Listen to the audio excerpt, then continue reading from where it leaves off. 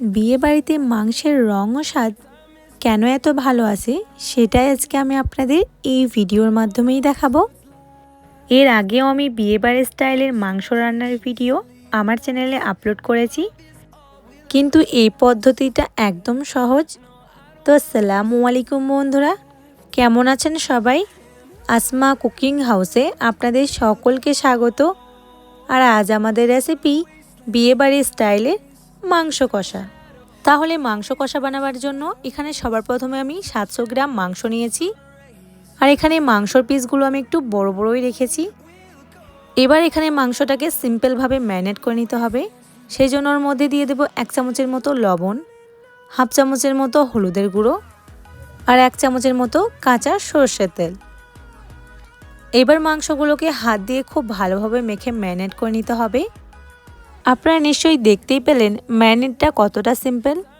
এখানে মাংস আমাদের খুব ভালোভাবে ম্যারিনেট হয়ে গেছে। এবার মাংসটাকে কুক করার জন্য ডাইরেক্ট প্রেশার কুকারের মধ্যে দিয়ে দেব। সেই জন্য চুলার মধ্যে একটা প্রেশার কুকার বসিয়ে ওর মধ্যে ম্যারিনেট করা মাংসগুলোকে দিয়ে দেব। এবার এটার মধ্যে কোনো রকম পানি অ্যাড না করে চুলার আঁচটা একেবারে লো করে প্রেশার কুকারের ঢাকনাটা বন্ধ করে দেব। এবার এটাকে 3 থেকে 4টে সিটি উঠিয়ে নিলেই হবে।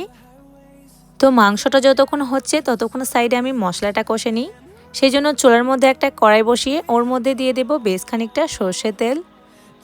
আর তেলটা ভালোভাবে গরম হয়ে আসলে ওর মধ্যে কিছু গোটা গরম মশলা দিয়ে দেব একটা তেজপাতা, 2 টুকরো দারচিনি, 5 থেকে 6টা লবঙ্গ আর 3টে ছোট এলাচ। এবার এই গোটা মশলাগুলোকে দিয়ে একটু নেড়েচেড়ে ভেজে নেব। মশলাটা একটু ভাজা হয়ে আসলে ওর মধ্যে দিয়ে দেব কেটে রাখা পেঁয়াজ। এখানে পেঁয়াজটা আমি খুব একটা পাতলা করে কাটিনি, একটু মোটাই রেখেছি, সেটা নিশ্চয়ই আপনারা দেখেই বুঝতে পারছেন। এবার এই পেঁয়াজটাকে তেলের মধ্যে দিয়ে দেব। এবার পেঁয়াজটাকে একবার ভালোভাবে নেড়েচেড়ে তেলের সঙ্গে মিশিয়ে নেব। এবার পেঁয়াজটা যাতে তাড়াতাড়ি কুক হয়ে যায় সেই জন্য ওর মধ্যে দিয়ে দেব 1 চামচের মতো লবণ। লবণটা দিয়ে চুলার আঁচটা হাই করে 2-3 মিনিট পেঁয়াজটাকে ভেজে নিতে হবে। এবার পেঁয়াজের কালারটা যখন ব্রাউন হয়ে আসবে তখন ওর মধ্যে পাউডার মশলা অ্যাড করে দেব। কালারের জন্য দিয়ে দেব হাফ চামচের মতো হলুদের গুঁড়ো আর হাফ চামচের মতো কাশ্মীরি লঙ্কার গুঁড়ো। আর টেস্টের জন্য দেব 1 চামচের মতো জিরে গুঁড়ো আর 1.5 চামচের মতো ধনে গুঁড়ো। এবার এই পাউডার মশলাগুলোকে দিয়ে কিছুক্ষণ নেড়েচেড়ে পেঁয়াজের সঙ্গে কুক করে নিতে হবে। এবার মশলাগুলো যখন ভালোভাবে কুক হয়ে যাবে তখন ওর মধ্যে দিয়ে দেব 1 চামচের মতো রসুন বাটা আর 1 চামচের মতো আদা বাটা আর ঝালের জন্য একই সঙ্গে কাঁচা লঙ্কাটাও অ্যাড করে দেব। এবার এই মশলাগুলোকে দিয়ে বেশ কিছুক্ষণ ধরে নেড়েচেড়ে কষিয়ে নিতে হবে। চুলার আঁচটা লো টু মিডিয়াম করে 2-4 মিনিট কষিয়ে নিলেই হবে, যাতে আদা রসুনের কাঁচা গন্ধটা চলে যায়। আর আদা রসুনের কাঁচা গন্ধটা চলে গেলে ওর মধ্যে দিয়ে দেব কুচি করে রাখা টমেটো। এখানে আমি বড় সাইজের একটা টমেটো কুচি করে কেটে নিয়েছি, বাট আপনারা চাইলে টমেটোটাকে পেস্ট করেও দিতে পারেন। টমেটোটাকে দিয়ে চুলার আঁচটা হাই করে কিছুক্ষণ নেড়েচেড়ে কষিয়ে নিতে হবে। এখানে মশলা ঠিক যতটা ভালোভাবে কষানো হবে টেস্টটা কিন্তু ঠিক ততটাই সুন্দর হবে, তাই চেষ্টা করবেন মশলাটাকে খুব ভালোভাবে কষিয়ে নেওয়ার। তো এদিকে মশলা আমাদের খুব ভালোভাবে কষানো হয়ে গেছে আর এদিকে প্রেশার কুকারের প্রেশারটাও বেরিয়ে গেছে। এবার ঢাকনাটা খুলে দেখে নেব। মাংসের মধ্যে কোনো রকম পানি না দিলেও মাংস থেকে কিন্তু অনেকটাই পানি বের হয়েছে। এবার মাংসগুলোকে অল্প অল্প করে মশলার মধ্যে দিয়ে দেব। সম্পূর্ণ মাংসটা মশলার মধ্যে দেওয়া হয়ে গেলে একবার ভালোভাবে নেড়েচেড়ে সব কিছু মিশিয়ে নেব। মাংসগুলো মশলার সঙ্গে ভালোভাবে মিশে গেলে চুলার আঁচটা একেবারে লোতে করে ঢাকা দিয়ে মাংসটাকে কষতে দেব 5 মিনিটের মতো।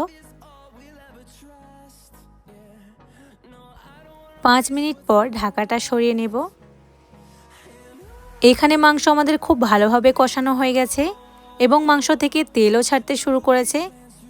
এবার আরও একবার সব কিছু নেড়েচেড়ে নেব। এবার ওর মধ্যে দিয়ে দেব 1 গ্লাসের মতো পানি।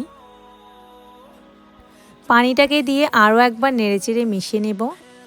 এবার কোনো রকম ঢাকনা না দিয়ে এটাকে রান্না হতে দেব আরও 5 থেকে 7 মিনিটের মতো। আর মাঝে মাঝে একবার করে নেড়েচেড়ে চেক করে নিতে হবে যাতে তলাতে মশলাটা না লেগে যায়। তো এইদিকে মাংস রান্না আমাদের সম্পূর্ণ রেডি হয়ে গেছে। এবার আপনারা চাইলে ওপর থেকে অল্প কিছু ধনেপাতা কুচি ছড়িয়ে দিতে পারেন। তো আশা করি এই বিয়েবাড়ির সহজ রেসিপিটা আপনাদেরকে নিশ্চয়ই ভালো লেগেছে। আর ভালো লেগে থাকলে আমাকে কিন্তু কমেন্টে জানাতে ভুলবেন না। আর সাথে আমার ভিডিওটা ভালো লেগে থাকলে অবশ্যই একটা লাইক করবেন। আর যদি আমার ভিডিওটা ইউটিউব থেকে দেখে থাকেন তাহলে আমার চ্যানেলটাকে সাবস্ক্রাইব করে আমার পাশে থাকবেন। আর যদি ফেসবুক থেকে দেখে থাকেন তাহলে আমার পেজটাকে ফলো করে রাখবেন, যাতে ভিডিও পোস্ট হলে সবার প্রথমে নোটিফিকেশনটা আপনার কাছে পৌঁছে যায়। তো আজকের ভিডিওটা এই পর্যন্তই। দেখা হবে নেক্সট কোনো রেসিপি নিয়ে ইনশাআল্লাহ। ততক্ষণ আপনারা ভালো থাকুন, সুস্থ থাকুন। আল্লাহ হাফিজ।